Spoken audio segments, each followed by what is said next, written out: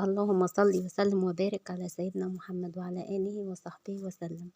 ازيكم حبايبنا عاملين ايه؟ يا رب تكونوا بخير. مع قناة هلا حسنين وفيديو جديد ان شاء الله النهاردة، وطبخ بقى وبرضو حاجات على قد الايد.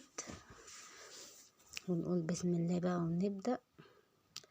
كنت كده جايبة فراخ ومقطعاها طبعا من امبارح، لما بيكون حد جايين بقطعها قبلها بيوم واشطفها كده شطفتين 3 وعينها نضيفة في التلاجة او في الفريزر، بتسهل عليا يعني تاني يوم وما تعبش في تنظيفها.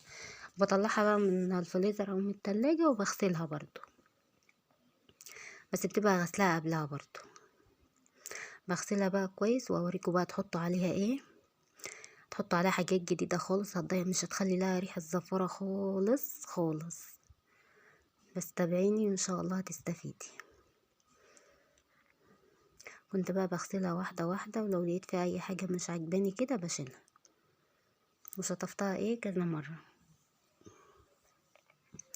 يعني بشيل من هنا اشطف هنا لحد ما الاقي ميتها معايا كده بيضة. يعني لو هينفع يشربها اشربها، مع الفراخ بالذات دي تلاقي ميتها معاكي بيضة، عشان تتأكدي ان انتي غسلتها كويس وما فيهاش اي دم وما فيهاش اي حاجة وحشة. وقبل ما بعينها في الفريزر لو عندي عزومة بعصر عليها ليمونة وحبة بهارات، وبرجع اشطفها برضو تاني منهم دول، عشان برضو لو فيها اي زفارة تضيع.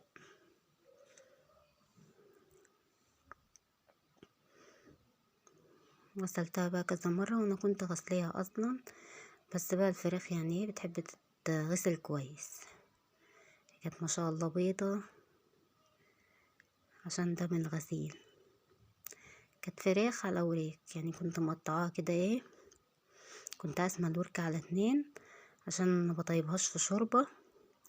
انا بطيبها كده بالخضار.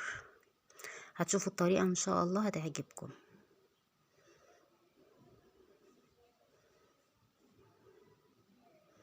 كنت غسلتها بقى الفراخ كويس، وجبت حلة معايا على النار واحط فيها الفراخ، كمية الفراخ بقى اللي انتي عايزاها، واعمليها بالطريقة دي.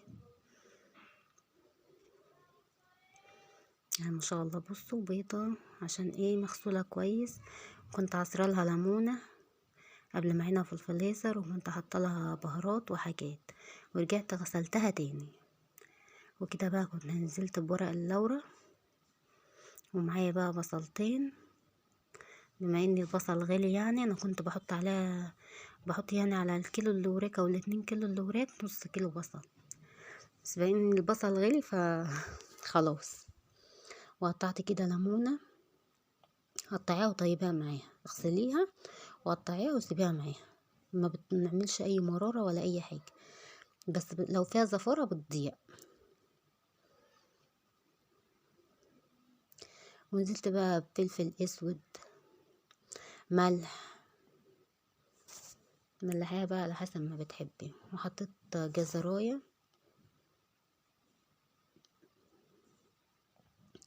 ونزلت بقى بالملح على الجزر، وكده هي بتنزل ميتها بتستوي فيها. والفلفل الاسود والبهارات بتاعي نزلت بيهم، واديها بقى تقليبة واسيبها. هي بقى بتستوي، ما بحطلهاش مية، هي بتستوي على كده. غطيت الحلة بقى وسبتها تستوي براحتها. وكنت هنا حاطة ايه كده، كانت داخلة على السوا. بصوا الشوربة اللي هي نزلت فيها بتبقى شوربة مركزة. لو هعمل اكل بزود الشوربة يعني عشان اكمل منها الاكل. كنت حاطة حلة بقى اسلق الاسباجيتا، والحلة التانية كنت هعمل عليها بطاطس. كنت يعني هعمل تسبيكة البطاطس. فحطيت حبة زيت على معلقة سمنة، وكنت حاطة بصلتين. بصوا شوربة الفراخ، شوربة بقى مركزة ونظيفة. وبزود الحلة بعد ما بشيل الفراخ. كنت كل شوية برضو ايه بديها تقليبة كده، بس مش على طول عشان ما تتهريش معاكي. والبصلة برضو على النار عشان يعني اخلص بسرعة وانجز، فبعمل كذا حاجة في وقت واحد. اللي هو يعني بولع كذا عين واطبخ عليها، مش بستنى لما ده يستوي وانزل، لا، عشان اخلص.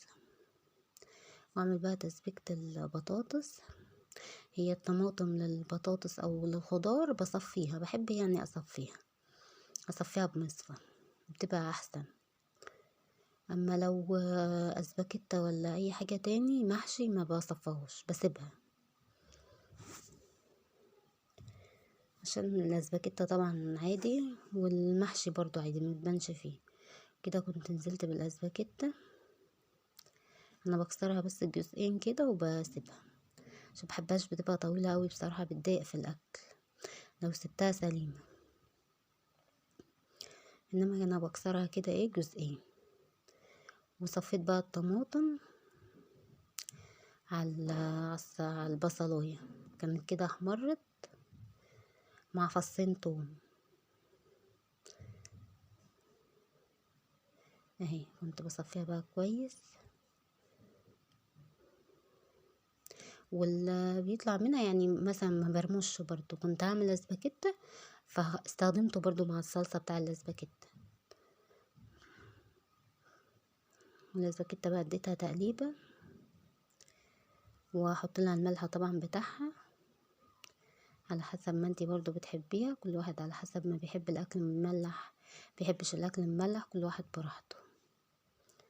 والفراخ برضو كنت من وقت للتاني كده بديها تقليبه، عشان انا ما بزودهاش ميه فتستوي، وبتستوي مبتبقاش مدممه ولا فيها اي حاجه، يعني تستوت كده. فجبت الاسباجيتا الناحيه دي عشان مش الحله اللي ما كانتش معدوله.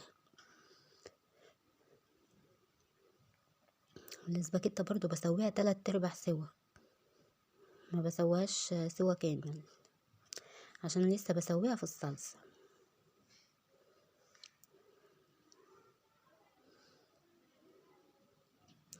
وكده بقى كنت جبت حله، كنت هحمر الشعريه، احط بقى السمنه بتاعتي على حسب الكميه مع الزيت. لازم تحطي للرز زيت عشان يبقى مفلفل معاكي، وحسب كميه الشعريه بقى اللي انت عايزاها، تحمري نص كيلو، ربع كيلو، كيلو، براحتك. واقلب فيها بقى الشعريه على نار هاديه، بس اقلب فيها على طول عشان ما تاخدش لون واحده وتبقى حبه وحبه، لازم اقلب فيها على طول، ايدي تبقى فيها على طول.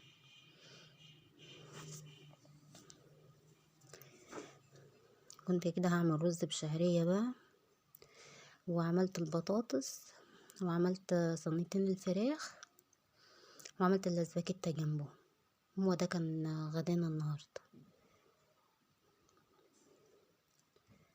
اقلب بقى في الشعريه باستمرار عشان مفيش حاجه تاخد لون وحاجه لا، او على طول كده تاخد لون واحد بتبقى حلوه. وحمريها قبلها بحبه وسيبيها، بتبقى بتدي لون جميل. اقولك على سر برضو، ما يخليش الرز يعجن منك خالص، عشان ما بتعرفش تعمل رز بتبقى ما بتعرفش تطبخ.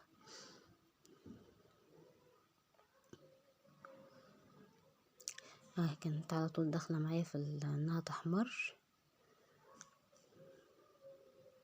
وبرضو كنت بشوف الصلصه هناك، صلصة كنت بزودها بقى حبة مية واسيبها، صلصة البطاطس بالذات يعني كل ما تتسبك زوديها حبة وسيبيها، زوديها حبة وسيبيها لحد ما تتسبك براحتها.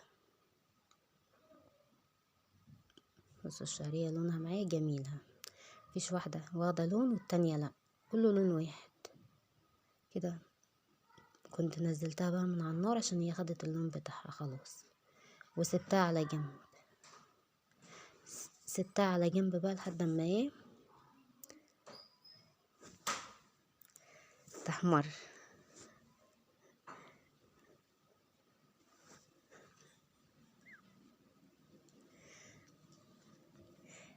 شايفين لونها؟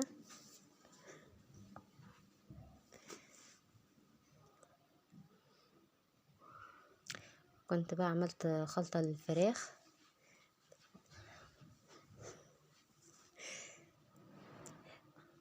رصيت بقى الفراخ في الصينية بعد ما استوت، كنت متأكدة انها استوت، وعملت لها خلطة بقى. انا وزعتهم في صينيتين يعني، خليتهم يكفوا صينيتين عشان يتحطوا في الفرن ايه مرة واحدة، ما يتحطوش، ما احطش حاجة تاني. وزعتهم كده وعملت لهم بقى في الخلاط. كنت حاطه فلفل اخضر وطماطم والتوابل، وكنت عصرة ليمونة، وكنت حاطه دقة بقى من اللي انا عاملاها معاكم امبارح، وعملتهم بقى في الخلاط. وقرنين فلفل كده خضر مع بصلايه اللي انتي عايزاه حطيه، ورشيت حبة دقة بقى وحبة زيت من على الوش عشان ايه تاخد لون كده حلو. ودخلتهم على الفرن على طول. الفرن بسخنه حبة برضه عشان ايه وما تنزل برضه تاخد لون، ما تنشفش مني الفراخ. والخلطة دي اعمليها وتجربيها. ونزلت بقى بحبة بقدونس في الفرن قبل ما تستوي برضه، قبل ما ادخلها الفرن تاخد لون معايا. والحلة التانية دي كنت عملت فيها صلصة الاسباجيتي. بصوا شكلها نية.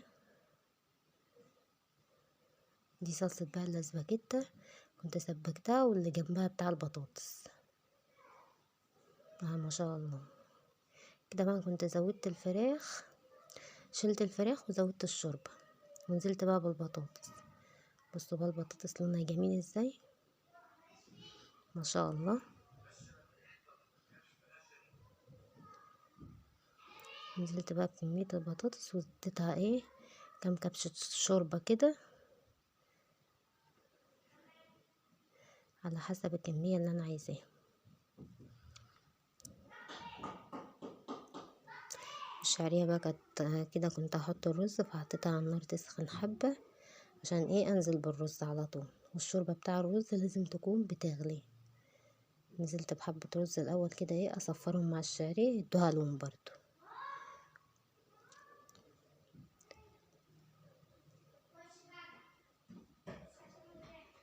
نزلت بقى بكمية الرز بتاعتي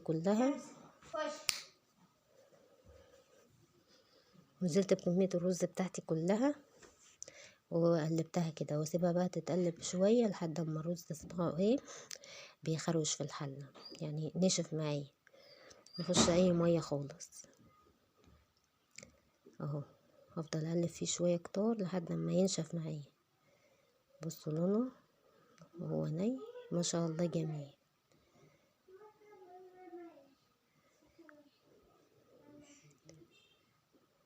والشوربة بقى صفيها لان فيها جزر وفيها حاجات كانت بتغلي الشوربة. اول ما تنزل على الرز هيغلي على طول. انما لو الشوربة باردة بيعجن على طول. لازم الشوربة بتاعتك تكون بتهدر. بصوا غلي على طول اهو. ونزلت بقى بالملح اللي انا عايزاه، كمية الملح اللي انا عايزاها، الكمية اللي انا عايزاها يعني.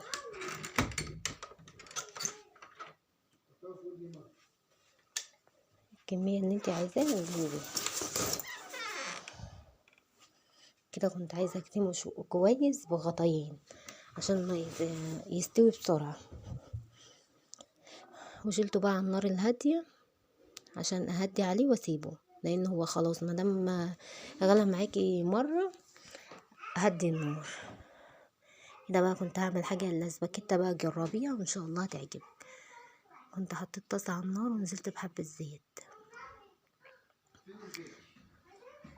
نزلت بحبة زيت بقى عشان احمر فيها حبة جزر مبشورين اهو، واحمرهم بقى على نار هادية واسيبهم.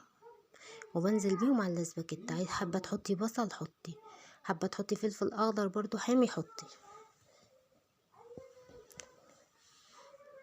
بصوا لازم بقى ونزلت بيهم على الاسباجيتي. بصوا لونها بتديها لون وبتبقى جميلة. ده كنت بقى اعمل في الطاسة.